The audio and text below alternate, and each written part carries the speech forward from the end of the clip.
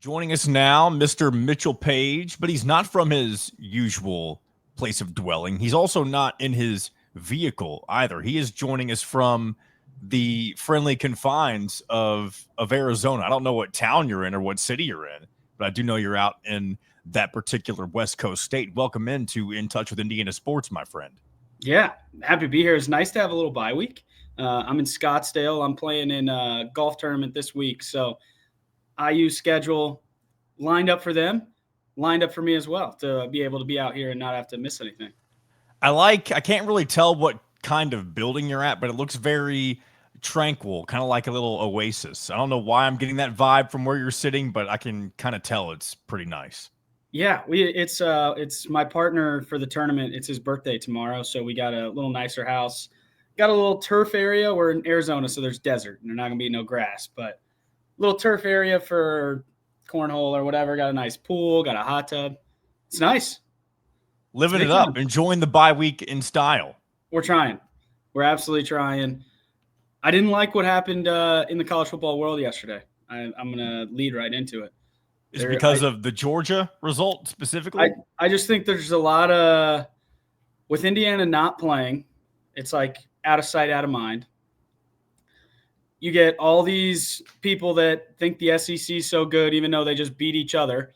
They don't play anyone, and they beat up on Mercer every year. But they have this reputation that they've earned over the past couple of years that they're going to be kind of cream of the crop conference. And I don't know, if you're getting beat a bunch of times, it's hard for me to justify putting you above a team that has gotten beat 0 times.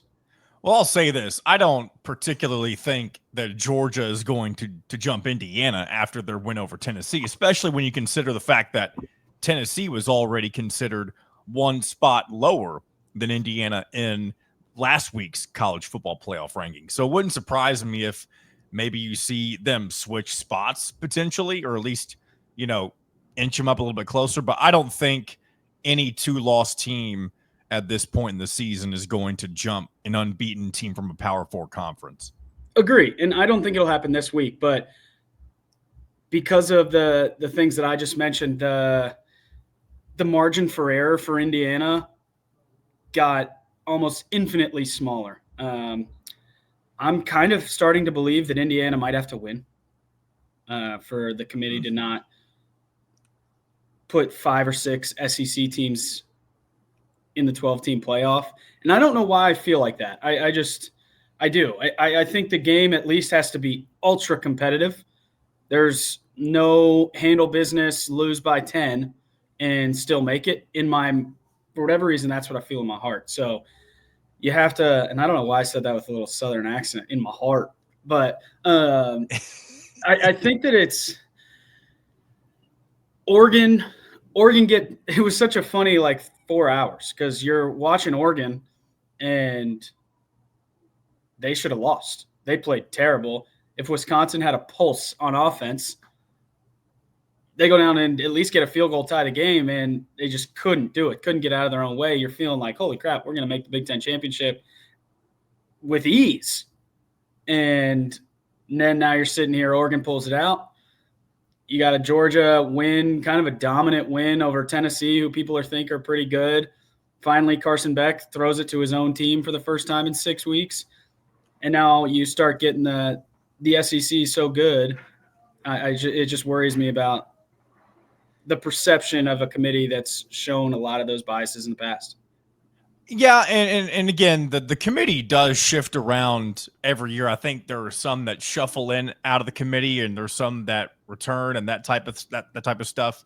Yeah. So you do get some fresh faces and voices, and I do think it does help that the Big Ten has been seen, at least when it comes to the top teams of the conference, really the top 4. The brands. They do respect all 4 of them, and I'm including Indiana in all this. I know Indiana's not a brand, but I mean, the Big Ten has the 4 highest ranked teams from any conference. Now, where things get a little bit fishy is the fact that the rest of the conference, if we're being honest, is pretty mid.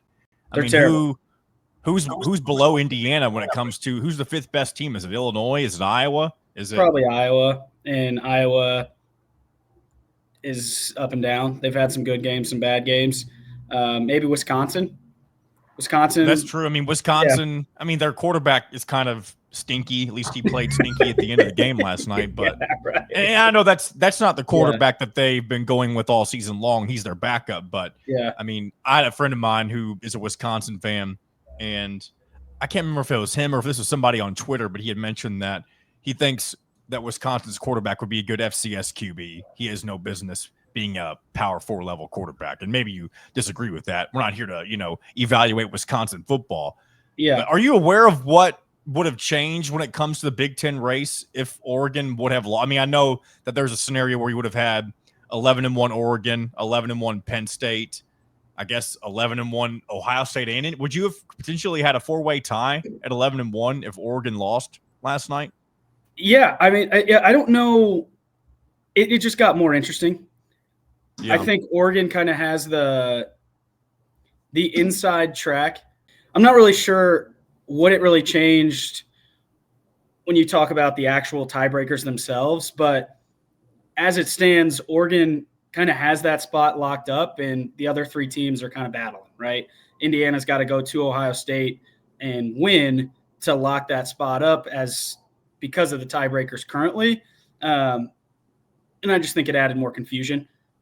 Yeah. Maybe Indiana was still on the outside looking in if they all were 11-1, but it added more confusion, gives you a little more hope. And I think what the big thing would have been is Oregon may have dropped a little, maybe to like 6, and Indiana moves up to 4 or 5. Yeah. And that makes the drop.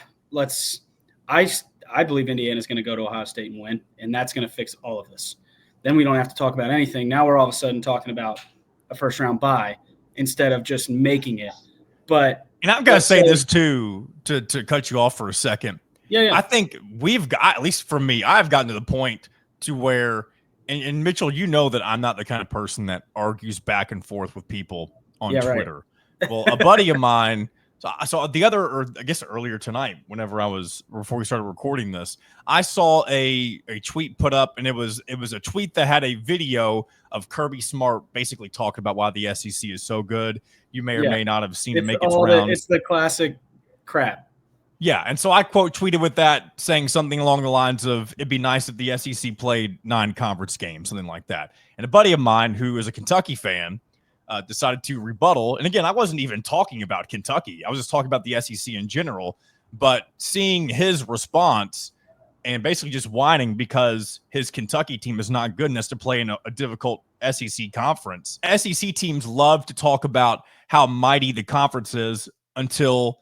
And it's not necessarily until they're not doing good, but they love to resort to bitching about not being as successful as they are because they're in a quote-unquote difficult league. And I'm not trying to say that it's not difficult. I'm just tired of that being the same narrative for teams that aren't having the level of success that they want to have. Yeah, it's unlike really anything else in sports. And I kind of wish that the Big Ten was more like this. It's like we're all allowed to fight each other, but it's like your brother. Like, I'm allowed to beat him up, but as soon as someone else tries to beat him up, then we all come to rescue him, right? Like, it doesn't matter if you're talking about any team pick any team, Florida, Georgia, Missouri, whoever it is, they're allowed to fight amongst themselves. But as soon as someone from Indiana says, wait, we have 0 losses, those teams have 2 losses, shouldn't wins count for something? And then it's all about the SEC.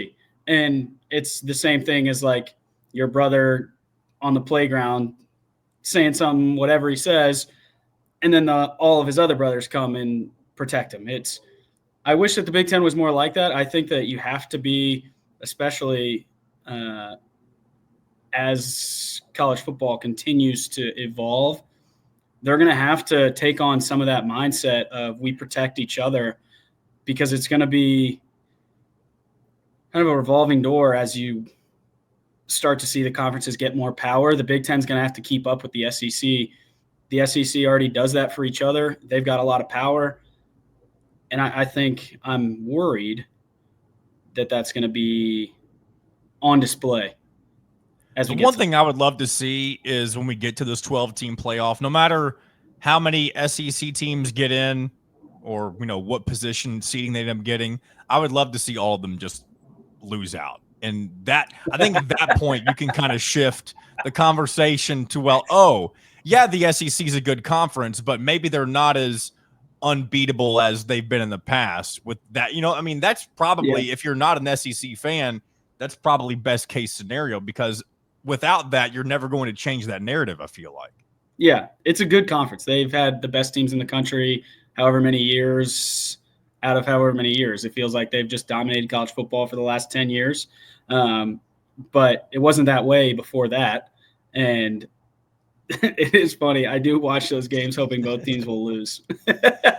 Last thing I want to mention before we wrap this up, because I know that this is a different scenario for this week, as where you're at and coming off a bye week. We're on a bye week. We're going to turn our focus to the Buckeyes. I want to talk a little Buckeyes after that. And that's what I want to do here. So if Indiana's going to win Saturday, I'm sure there's a number of things that have to go right. But what's the one thing that you want to see from Indiana to have success against Ohio State in the shoe this weekend? Yeah, I think this is so cliche, but if you're going to compete at the level that I think Indiana is capable of competing and wants to compete at, you're going to have to be good on the offensive and defensive line. Ohio State has struggled, especially offensively, blocking people. Indiana's got one of the most defensive disruptive pass rushes in the country based on pure statistics. You can't argue it. You can't refute it. And they're going to have to cause a lot of havoc. I think Will Howard is Curtis Rourke-esque in the way that I don't think he's the most talented guy. His numbers aren't quite as good, but they're still solid. He controls the game. He's got athletes all over the field, and he doesn't have to go out and win the game in some of the ways that old Ohio State quarterbacks would go out and do, right? So it's a little bit different style of offense, but if you can disrupt a guy like that, I mean, think about what Michigan did to Indiana. Indiana was a better team, so they found a way to win. But when you disrupt the timing, especially when you're as explosive as you are on the outside, those routes take a long time to develop. So if you can create pressure, get them off their timing, and get them on kind of the back foot, that creates a lot of plays for your pass rush. And if you can stay disciplined, which they've done all year in the secondary, you create pressure up front, it creates opportunities in the back. So you're going to have to really control the line of scrimmage, especially on defense. And on offense, you've got to play discipline. Drop the ball a bunch against Michigan, drive killing drops. You're going to have to make those plays. This is a real deal ball team now. And you have to, if you're going to make plays, or if you're going to say, like we're talking about SEC bias, Big Ten, if you're going to talk the talk, this is the time to really walk the walk, because that's a national championship caliber team that sits in Columbus. And if you're going to win a game like that, you got to go punch them right in the face immediately. This isn't going to be a 4-quarter slog like it was against Michigan. You can't play that game when they have that much talent. Not that Indiana doesn't have the same talent, but in their building, game day, big noon kickoff, 110,000 people, you got to get after them early and punch them hard. And that you kind of set the stage. The pressure's already on Ohio State because they have to win this game. They lose, they're out the playoff. Probably. I don't know about out of the playoff, but definitely out of the Big Ten championship. Out of the Big Ten championship, and probably having to go to somebody. Now, is that a problem? Yes. Who knows? But their kind of aspirations for where they want to go kind of rely on this. And Indiana's just played free all year. The pressure definitely is in their locker room. Love to go out and see them play free. You have 2 weeks to prepare. I'm sure they'll come up with a good plan, and hopefully it starts fast. One thing that was a little bit alarming at points for Indiana I guess it was a weekend, whenever it was, when they played Michigan, was the offensive line. And of course they had the injury. I can't remember which offensive lineman it was that got hurt, but they tried to break in somebody new, and you really didn't see kind of the growing pains of that until the second half, when Michigan kind of realized that they had the talent advantage at that point, and they were trying to make their comeback and that type of stuff. Do you think that could potentially be another issue against a team that's probably going to have a similar talent level to Michigan? Yeah, I'm not sure that they have a similar talent level. I think they're good. Michigan's got one of the best pass rushes they stink literally everywhere else, but their pass rush is elite. They showed it. It's similar to the guys they had last. I mean, these are guys now, and yeah, you're going to have problems. That's just the way it is. When you have that much talent on the other side of the ball, you're going to have problems. Now, do I think Ohio State is as disruptive as those guys? No, but they're going to be close. So, yeah, you're going to have to be very sound. It's going to be loud. Pre-snap penalties, when you talk about discipline, can't start 1st and 15, have a 2nd and 8, make it 2nd and 13. You can't have silly, nonsensical penalties. You start doing that, you're playing from behind, and Ohio State loves that game.